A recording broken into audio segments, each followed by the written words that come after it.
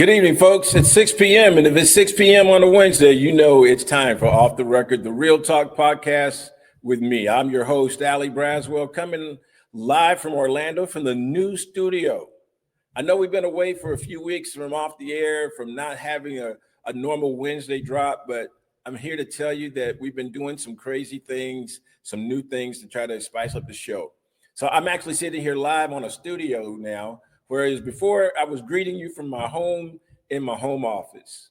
But as we're moving forward and looking forward to bring our sponsors on board, we wanted to be able to be in a position to take advantage of that. So I'm coming to you live from Cap Village here at the Fashion Square Mall in Orlando, which is the home of the new studio for Off the Record, the Real Talk podcast. I want to give a good shout out to Cap Village, to Gannett Roberts, and that incredible team that's helping me produce this show, and being able to now bring in new pieces to the background, to the effort, to make sure that we're communicating in an incredible way. When we started Off the Record, the Real Talk podcast in June, the whole focus is to bring leadership nuggets, things and conversations that you may not have access to. We want to bring them to you unfiltered, unscripted, and unapologetically real, so that you can walk away with the nuggets that, had you been in the room after the board meeting, you might have gained that insight that you needed to be able to move to the next level. Or if you could sit down and talk with a leader of leaders, what would they share? What would they give you in that conversation that would help propel you forward? I'm so excited about my guest that's kicking off this new series that I call Voices of Leadership. Voices of Leadership is all about an intentional and authentic reflections of conversations that help people understand how to be authentic leaders, learn how to trust their inner voice, and then especially during moments of decision, transition, and particularly when they're serving. So I couldn't think of a better person to kick this show off with than my sister, but I want you to tell you that I am so excited to bring on the show right now, Brigadier General retired, Daphne Davis. Hey, Allie, it's so good to be here. Thank you for having me. I'm humbled to be back and to be the first on this series that you're starting out here. So excited to have you here, and you're going to tell us all about Apply Love LLC. But I want to go back and just go back to a memory of Okay. when we were standing there at USEREC, and we knew that there was something special between this brother and this sister in this room of people that we were like, oh, we're going to get together and do some crazy stuff. Absolutely. I think those are the important connections that you make. And when you talk about getting together and first meeting at USEREC, that is the United States Army Recruiting Command in Fort Knox, Kentucky. And that was in a former life, because I am now Brigadier General retired Daphne Davis, and have transitioned and moved on to, I would just simply say, what God has designed next for me, and that is Apply Love. Please tell us about Apply Love and all the great things you're doing, and then we'll get on into our conversation. Absolutely. So, and Apply Love was born out of a concept, really, that love in and of itself as a concept and an action can be applied to any facet of life. Love as an acronym can be applied to any facet of life. And so I take that acronym, and as I go out and have these leadership discussions or mentorship discussions, primarily with young women, but ultimately just with any young leader out there, I talk to them about learning how to leverage your resources, take ownership of your decisions, and V, be vivacious in spirit, and always keep your eye on the prize. And so that's really the foundation of Applied Love. Well, you know what?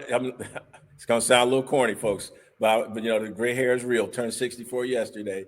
I love that, because that is exactly what we're talking about when I talk about being unapologetic and being real. I love the vivacious piece of that too, because we have to be intentional with leadership. And that's what we're going to do, is we're going to take a step back. We're going to walk through your years. If you'll give them a little bit more background of how many years you served, how did you become a brigadier general in the United States Army? Oh, have mercy. We don't have long enough for that. So I became a brigadier general in the United States Army because God said that's what he wanted me to do. So after 34 and a half years in the Army, this is where I am. And ultimately, when I began my journey in the Army, I had said I will never be in the Army. And look at what God did after 34 and a half years. So, you know what? We're talking about an inner voice right there. So, how did you begin in your formative experiences? How did that inner voice help you hear and trust your inner voice?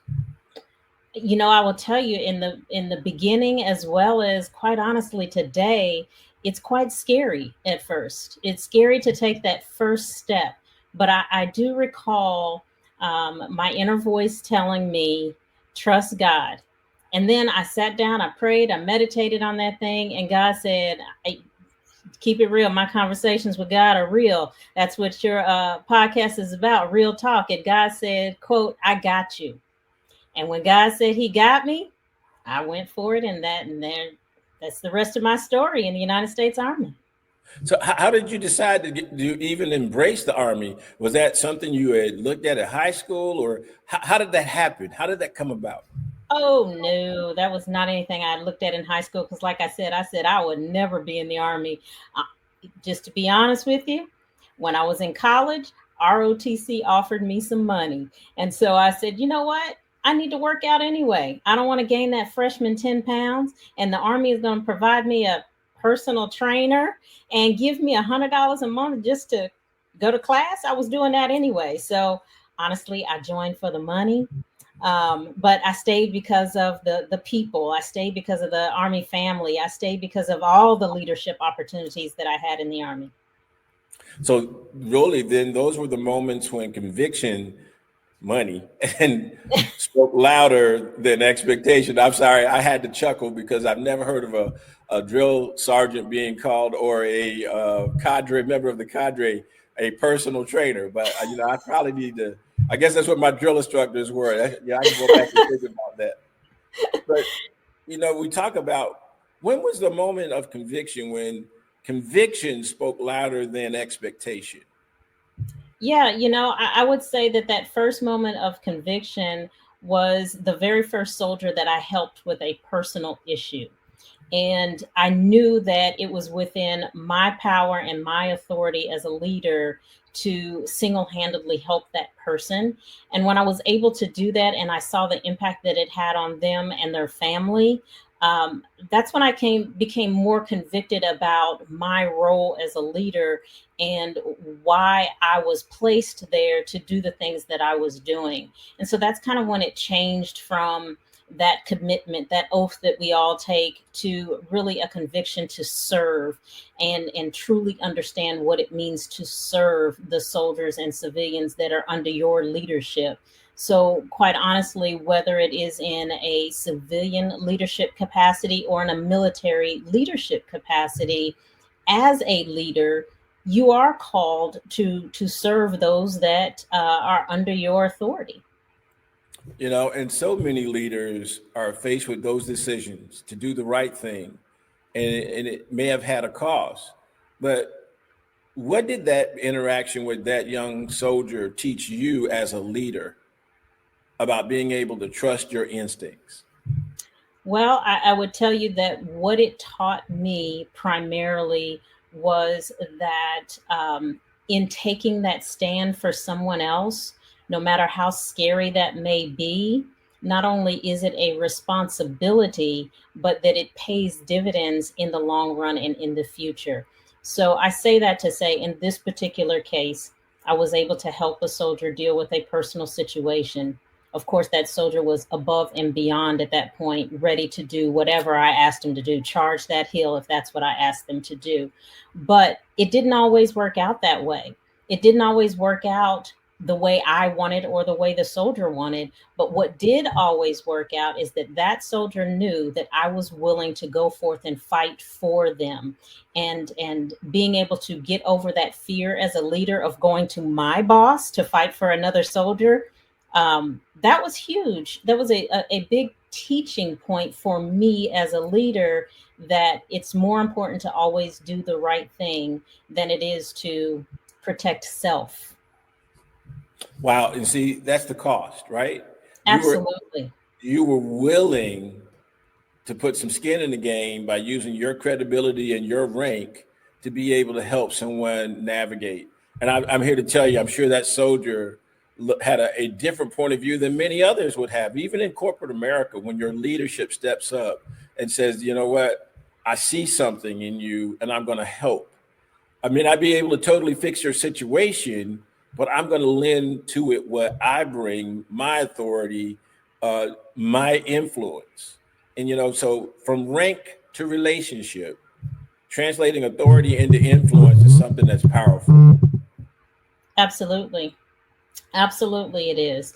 And it's those relationships that allow those that you lead to really selflessly give of themselves to ensure that whatever you're asking them to do, whatever that task is, to ensure that not only do they complete that task, but they complete that task with excellence.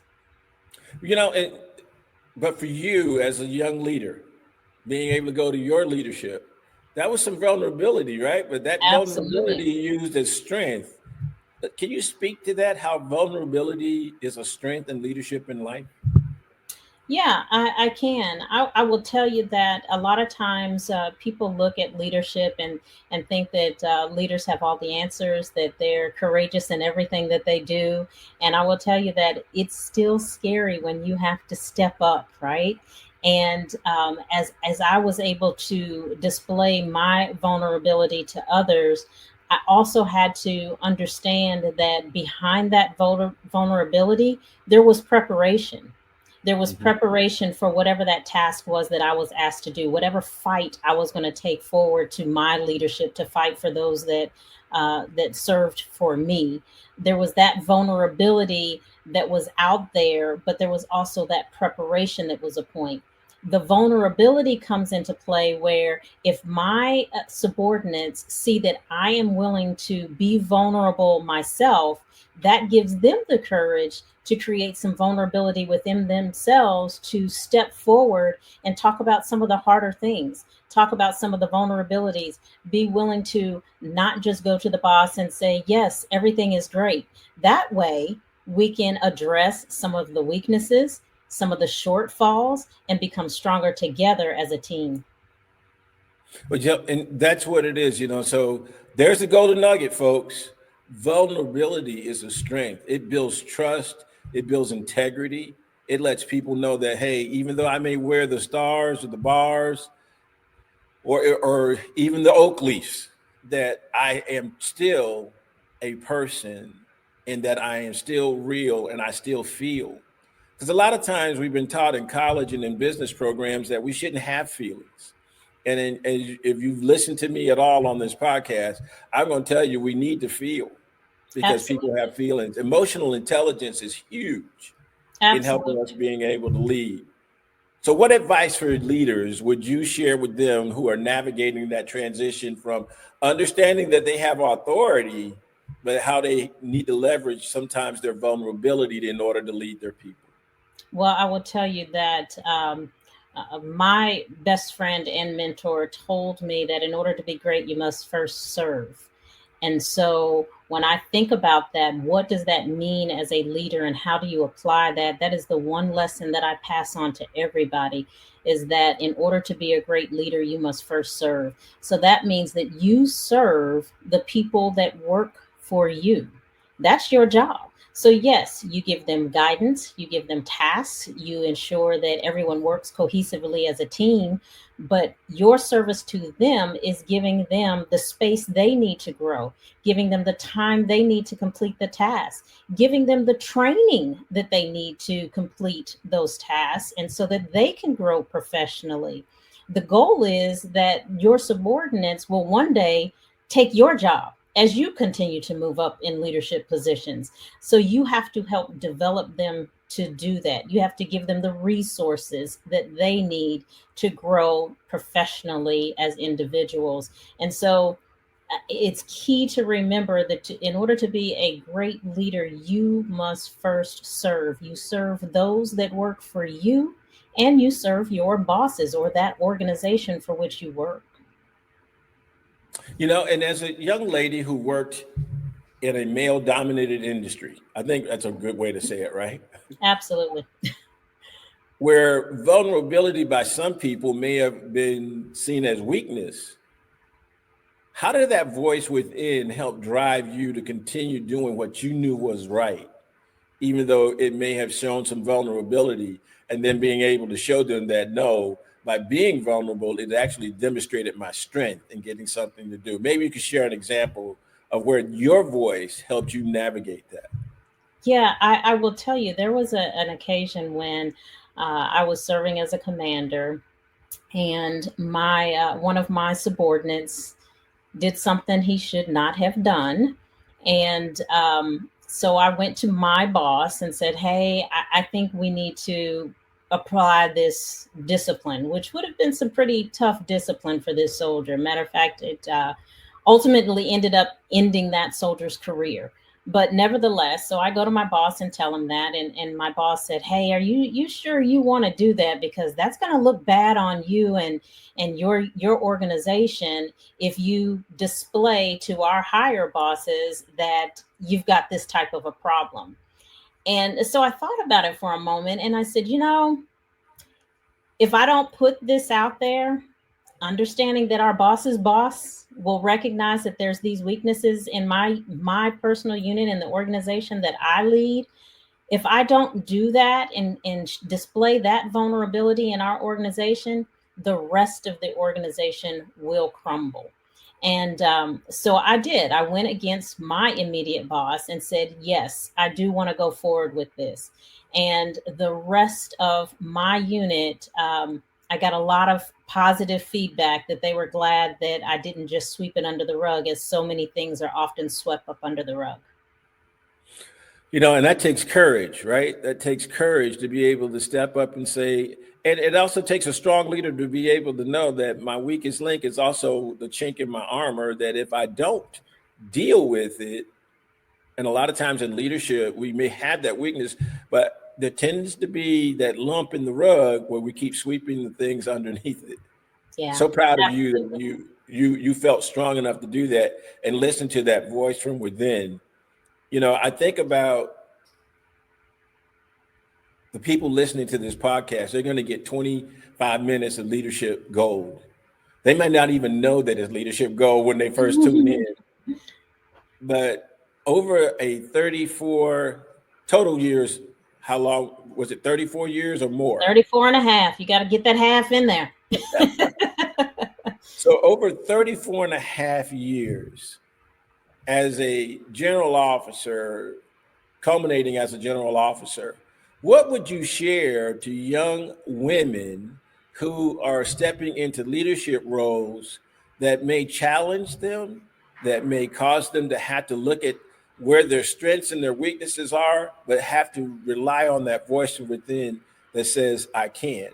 And I loved your reference earlier when you said, well, God said, this is where I'm going. Because I think a lot of times when we listen, it's that faith walk that helps us get to where we're going. What would you say to these young ladies? Yeah, a big part of my message when I talk to young women is to know your worth, understand your worth. And I found that a lot of women don't understand their own worth. They don't understand what they bring to the table. And once you understand what you bring to the table and understand your worth and recognize the fact that you do deserve a seat at that table, just like many of those men that are sitting to your right and your left, I think that helps you to deal with a lot of those fears, and it helps you to really trust in your own inner voice, because knowing your worth is the foundation of that. What people don't realize is that when they see me, they see General Davis, they see General Retired Davis, and they're like, oh, wow, she's the smartest person ever, and this and that. And what they don't realize is that excellence is not standing on that stage. Excellence is not standing in front of the camera. Excellence occurs in the dark. Excellence occurs at 5:30 in the morning when I get up to work out and there's no one else there with me. Excellence occurs at 11 o'clock at night when I am reading through journals and studying and trying to understand policy. Excellence occurs at 6 o'clock in the evening when everyone has gone home and I'm sitting with that one employee to really understand truly what is the problem at the lowest level. That's when excellence occurs.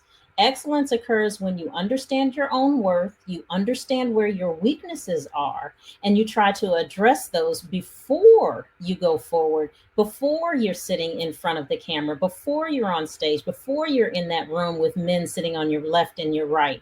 And once you understand that, you can't do anything but excel. Yeah, what a great way to explain it. It comes down to that inner voice actually helps you develop that excellence in your walk, right? And Absolutely.